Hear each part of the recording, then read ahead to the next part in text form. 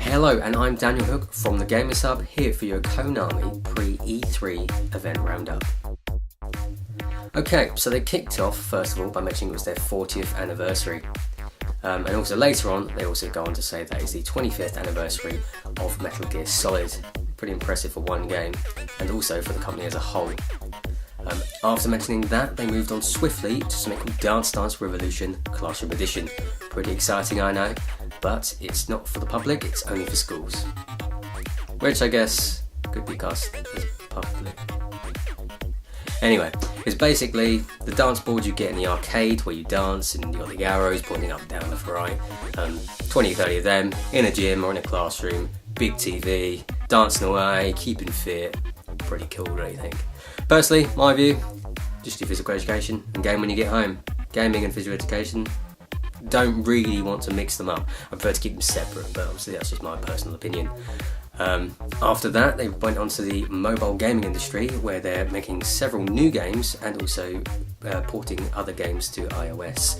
First off is MLB Dream 9. It's on Facebook and it's being brought over to iOS.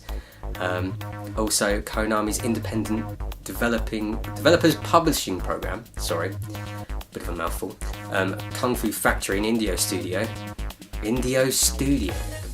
Kung Fu Factory, which is an indie studio, will be releasing a game called Domo Jump on the iOS later this year. Don't really know much about it, but first game from a studio, pretty exciting.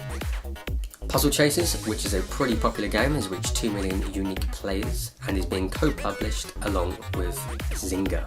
A new game called MLB Live Challenge is coming to both the iOS and Facebook. It's being created by Konami's baseball content studio. The game involves both team management and light fantasy mechanics. They told us to watch out for a trailer at E3. Konami also recently opened up a new studio named Orange County Development Studio. Never guess where it is? Orange County. They are mainly focusing on casino games or social casino applications. A couple that were named were Slot Revolution, A Hero's Journey, and Casino League Texas Hold'em, which that was 2 games but had like subtitle sort of thing. Yeah, anyway, moving on to the bigger titles. PES 2014, which is on a new engine called Fluidity, which is exclusive for the game. This apparently will bring 6 new elements to the game, such as better control over the players. So when you're, kicking the ball about on the game, your player moves separately from the ball. I'm not a fan really of football games, but I don't know whether that's been in any other previous games. I would assume not. One thing, however, I know that hasn't been in previous football games is the morale and motivation levels, which they've included in PES 2014. Basically, if you're playing at home or playing away, it affects the motivation of your players and also the morale, which in turn affects how they perform and also how they the abilities that they have, which I thought is pretty cool.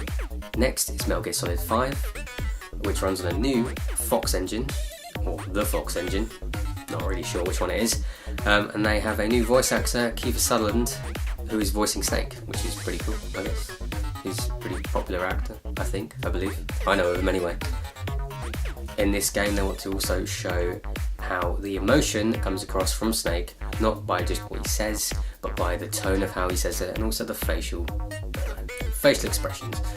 Keith had all the metal dots on his face so they can get it perfect, etc.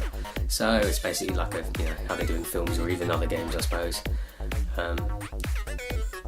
So yeah, it'd be pretty cool. The last game they showed was Castlevania Lords of Shadows 2, which picks up from the epilogue of the previous game. You'll be able to explore the world, more sort of open world type, and also the camera is no longer fixed. So it's like many other games. So you can actually rotate the camera around, which is pretty cool because it looks like a pretty good game. I definitely want to go on it. There will be a demo at E3 for you to go on at their Konami booth, obviously. And then after they showed that, they showed the last trailer, which was Castlevania, but live action. It was actually an actor dressed up as Dracula, or the main character,